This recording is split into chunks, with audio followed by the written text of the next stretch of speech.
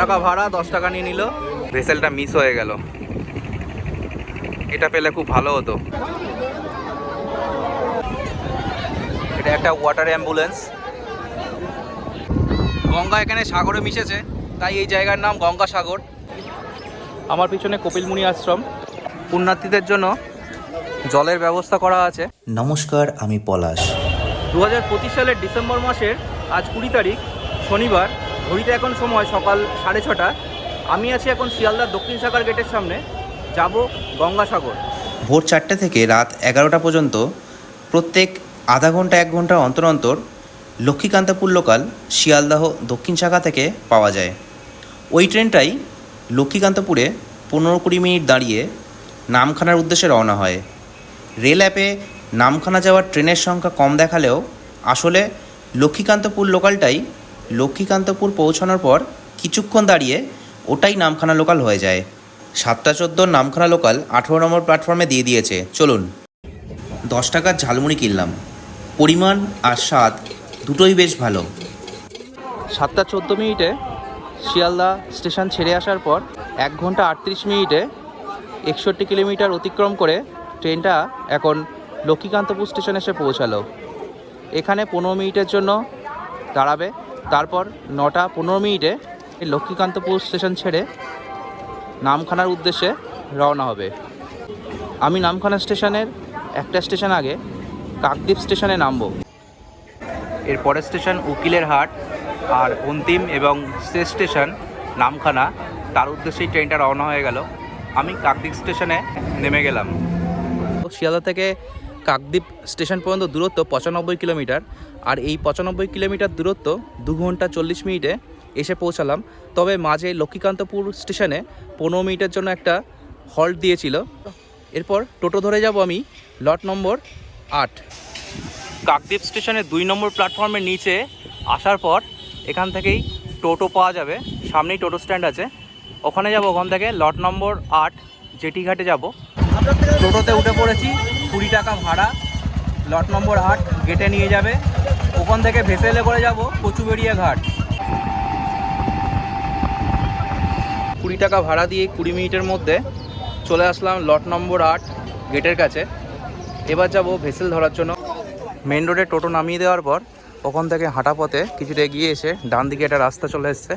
এই দিকেই ভেসেলের জন্য টিকিট কাটতে হবে, আর ভেসেলে উঠতে হবে সাগরে যাওয়ার জন্য, গঙ্গাসাগর যাওয়ার জন্য। 9 টাকা ভাড়া, 10 টাকা নিয়ে নিল। লট নম্বর 8 ঘাটে আমি এখন দাঁড়িয়ে আছি জেটিতে ভেসেল ধরার জন্য। এই ভেসেলটায় উঠতে পারলাম না, এই ভেসেলে লোক হয়ে গেছিলো, ওই জন্য দাঁড় করিয়ে দিল। এরপরের ভেসেলটা আসবে, ওটার মধ্যে উঠবো। সেফটির বিষয়টা মাথায় রেখে এই বোটগুলোর মধ্যে নির্দিষ্ট সংখ্যক মানুষ তোলা হচ্ছে, যাতে কোনো দুর্ঘটনা না ঘটে। অনেকক্ষণ দাঁড়ানোর পর ভেসেলের মধ্যে এসে উঠলাম। আমরা এখন গঙ্গা নদীর ওপরে আছি।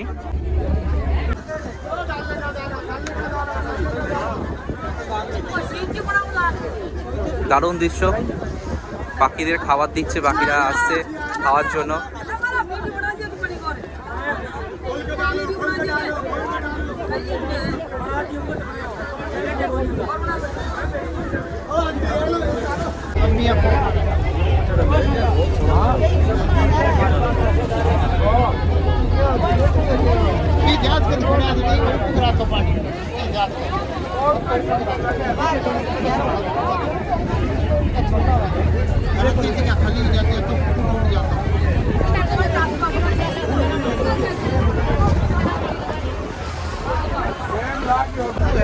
লট নম্বর 8 থেকে কচুবেড়িয়া ঘাটের দিকে আমাদের ভেসেল এগিয়ে চলেছে। ওই সামনেই কচুবেড়িয়া ঘাট দেখা যাচ্ছে। কুয়াশার জন্য একটু দেখার অসুবিধা হচ্ছে যদিও। আর এই গঙ্গা নদীটাই সামনে এগিয়ে গিয়ে সাগরে মিশেছে। মিলনতীর্থ গঙ্গাসাগর বড় বড় করে লেখা আছে। এখন পৌঁছে গেছি কচুবেড়িয়া ঘাটে। এই ঘাটে নামার পর এখান থেকে গিয়ে বাস ধরবো, বাস ধরে যাব গঙ্গাসাগর।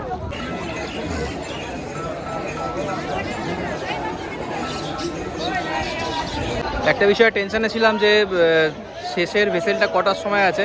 তো শেষ ভেসেল 8টার সময় পাওয়া যাবে এই কচুবেড়িয়া ঘাট থেকে।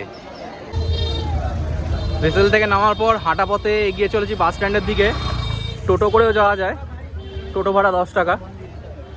খুব অসুবিধা না থাকলে টোটো নেবেন না, বাস স্ট্যান্ড একদমই কাছে, মাত্র 2 মিনিট হেঁটেই বাস স্ট্যান্ডে পৌঁছে গেলাম। বাসে ভাড়া 40 টাকা গঙ্গাসাগর পর্যন্ত। আর বাস স্ট্যান্ডের ঠিক উল্টো দিকেই এই ম্যাজিক গাড়ির স্ট্যান্ড আছে, এখান থেকে 50 টাকা প্রতিজনের ভাড়ায় গঙ্গাসাগর যাওয়া যায়। ম্যাজিক গাড়িতে একটা ভালো জায়গা পেয়ে গেলাম সামনের সিটে, ওই জন্য ম্যাজিক গাড়িতেই উঠে পড়লাম। ফাইনালি চলে আসলাম Gangasagar bus stand.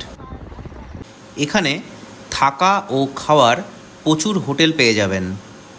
Bus stand থেকে সাগর 10 মিনিটের হাঁটা পথ, তবে আমার মতে 10 টাকা দিয়ে টোটো নিয়ে নিন।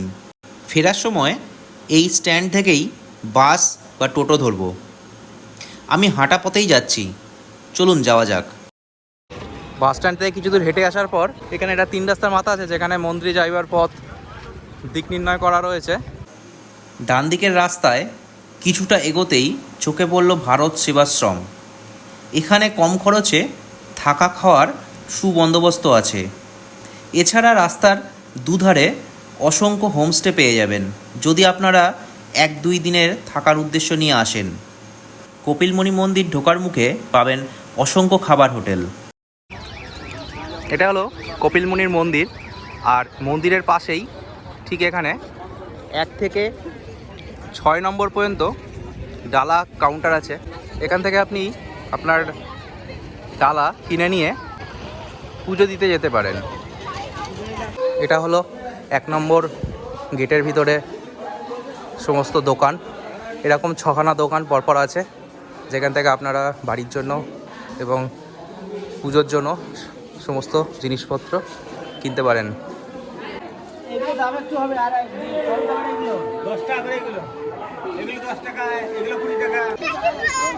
এটা হলো কপিলমুনির আশ্রম, আর এর ঠিক সোজাসুজি এই রাস্তায় সাগর যাওয়ার পথ। এখন ভাটা চলছে, সমুদ্র এখন অনেকটাই দূরে। প্রকৃতিপ্রেমীরা এখানে আসলে খুব একটা নিরাশ হবেন না। দীঘা, পুরী, বকখালি এছাড়াও এই গঙ্গাসাগরে এসেও সমুদ্রের দর্শন পেতে পারেন। আমি গঙ্গাসাগরের জলে নামলাম, আর এখান থেকে একটু জল মাথায় দিয়ে নিলাম, কারণ চান করার মতন সময় এখন নয়।